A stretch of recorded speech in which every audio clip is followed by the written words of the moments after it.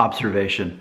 Most people cannot talk about religion without getting angry or emotional. This video is about why. Why can most people not talk about religion without getting angry or emotional? Here's the answer. I'm going to give it to you right in the beginning. Emotional intelligence. That's why. Whether you're religious or not, if you're the kind of person who just can't be in a conversation about religion without getting angry and defensive and emotional, then here's the real problem.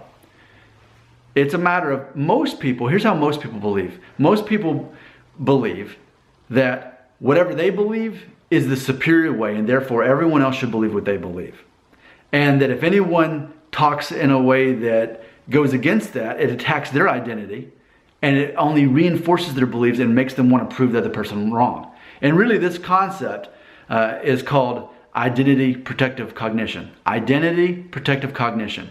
That some people are so much in their own beliefs that it becomes an attack when someone else talks to them about something else. Even from a neutral point of view, the other person will get angry because it reinforces what they already believe. You know, and so here's what inspired this and brought this to light. I made a video recently asking a question. I wasn't trying to teach anybody. I was just honestly asking a question. And that was, if someone is Christian and they marry someone who is Jewish and they must convert to Judaism, does that mean in theory that they must deny Jesus as the Son of God? Because unless you're Messianic Jewish, you don't believe that Jesus was the Messiah. If you're Christian, you absolutely do. And that's the main difference, really fundamental difference between Jewish people and Christian people. As far as beliefs, and that's the main thing. That's the non-negotiable, I think. And so I was asking that question. You know, very neutral point of view. Within minutes, I received a comment. And I'm going to censor this because obviously I'm a family-friendly kind of guy. But the censored version of the comment, it was very simple. This is what it said. F Christianity. F Christianity. That's what it said. It didn't say F all religions, F religion, religion stupid. Specifically, F Christianity. And that was a reaction to me asking about a Christian converting to Judaism. I was just asking a question and that was the response. Now, how do you think I responded? Again, I'm an emotionally intelligent guy. So how do you think I responded? Do you think I said, oh man, you're going to go to hell. God's going to judge you. You're going to be thrown in the lake of fire. You're going to get yours. No, of course not. I'm emotionally intelligent. I recognize that that was a cry for help. That person is wounded. So I commented back and I said, I'm sorry to see that this topic makes you angry and emotional. Please tell me what happened. See, because I recognized when someone's that angry and emotional, they've got some kind of wound on top of that to be so specifically against Christianity.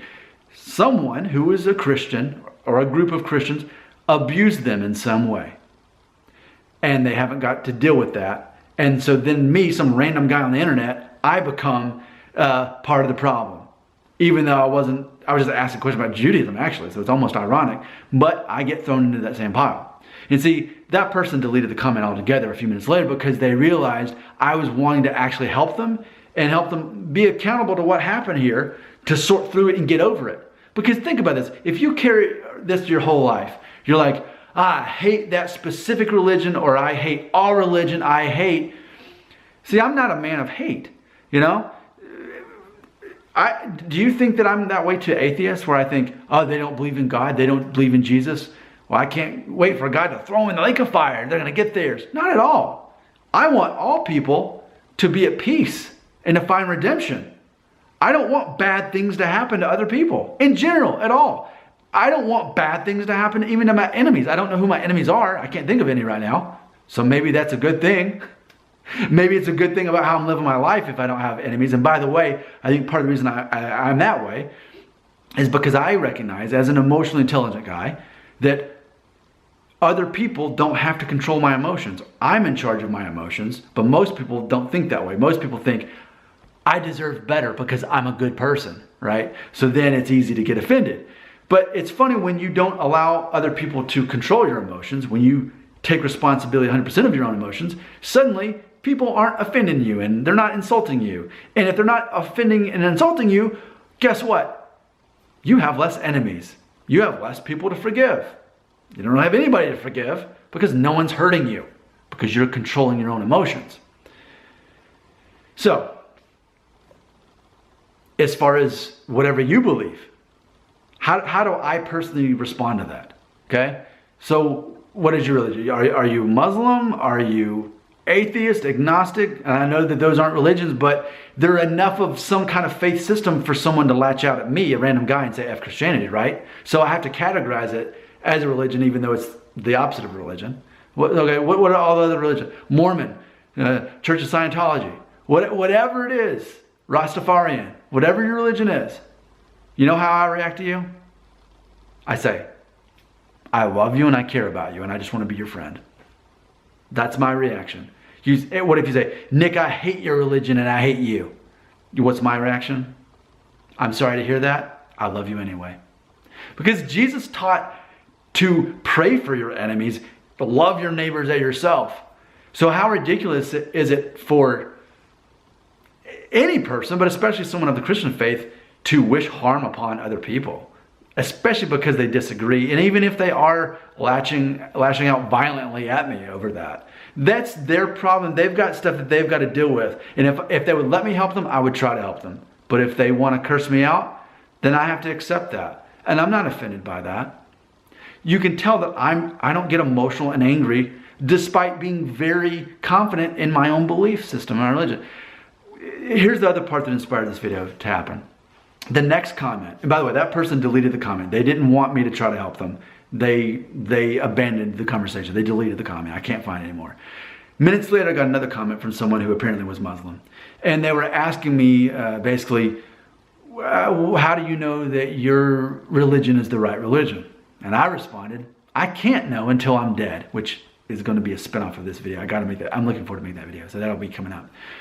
And then they asked me, they basically said, well, when you look at what you believe as a Christian and what I believe as a Muslim, we also believe that, that Jesus was a prophet or something like that. I don't know, but something like that. My response was, but I believe that Jesus was the Son of God. And my understanding is, if you're Muslim, you don't believe that. And that pretty much kind of ended the conversation. That's a non-negotiable in Christianity, which is why I made the thing about if you converted Judaism. A non-negotiable is that you believe that Jesus is the Son of God and that he died for our sins. And by believing in him, we are redeemed despite being the non-good people we are. See, most people believe about religion or not, they believe, but I'm a good person. And they compare themselves to an axe murderer. But I'm a good person.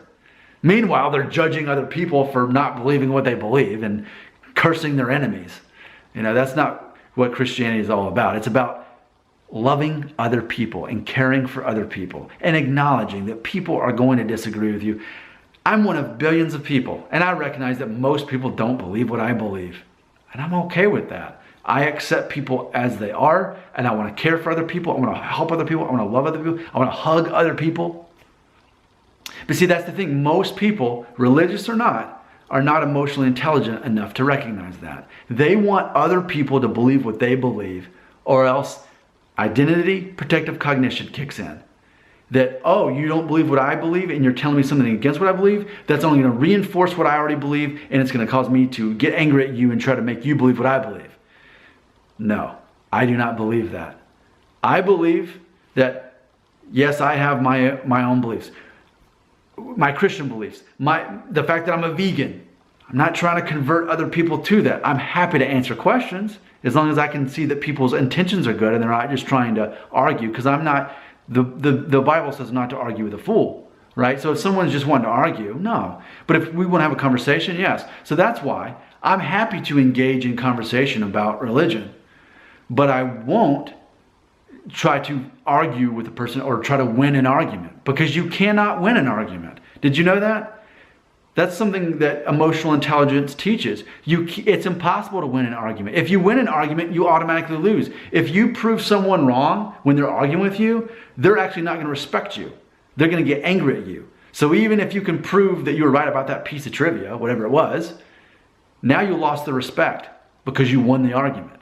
You can't win an argument, and I recognize that. That's why I'm not here to argue with anyone. I like to conversate with people, but the problem is, most people, when it comes to religion, can't handle that. Like the Muslim person who commented, they were able to handle it. We had a good conversation. And by the way, I love Muslim people. Can I say that? If you're Muslim and watching, I love you. Some of my best friends are Muslim. And it's like, my experience has been Muslim people in general are definitely emotionally intelligent, and we can carry on these conversations. It's not a big deal. But I just think it's interesting. Most people cannot carry on conversations about religion without getting angry or emotional. And what does that mean? It's a reflection of their lack of emotional intelligence, or it's a reflection that they've been hurt by a religion and they've never dealt with that. And so therefore they imagine everybody who's part of that religion is also bad. And I was just talking very positively about Muslim people, right? As an American, I don't think, man, we've been at war for over a decade over in the Middle East. All those Muslims, they're the problem. Do you think that I think that? I do not think that. I love Muslim people. I love all people, even my enemies. They don't deserve to be cursed. They deserve to be blessed. I want to help people who hate me. And that one person said F Christianity. So apparently they hate me just for making a random video talking about converting to Judaism. They hate me, but I don't hate them. And if I could, I would help them, and I would help them resolve those issues. Whoever abused them or hurt them, offended them, whatever happened to them in the name of Christianity, I'm so sorry to hear that happened. But see, that's the thing. Most people can't carry on conversations about religion. And the real thing is not about whose religion is right or wrong.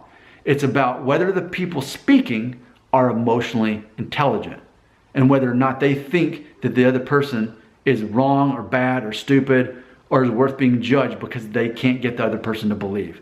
The way I look at it is this. At the end of our lives, we're accountable for how we lived our lives. And if I'm wrong, maybe I'm wrong. But even in what you heard in these 12 minutes, you've heard a man speak who truly loves all people, no matter what they believe. Even if they curse at him, he still only wants to help them. To me, that's what Jesus taught. And it's how he taught his believers to believe. So even in the end, if I'm wrong about all of this, who could really argue with that? Who could argue with the guy saying, I love all of you. Even if you hate me, I love you and I want the best from you. Even if I'm wrong on my religion, who can argue with a guy who doesn't hate other people and who loves all people, especially when they disagree with what he believes? Who would argue with that, even if I'm wrong? Comments right here.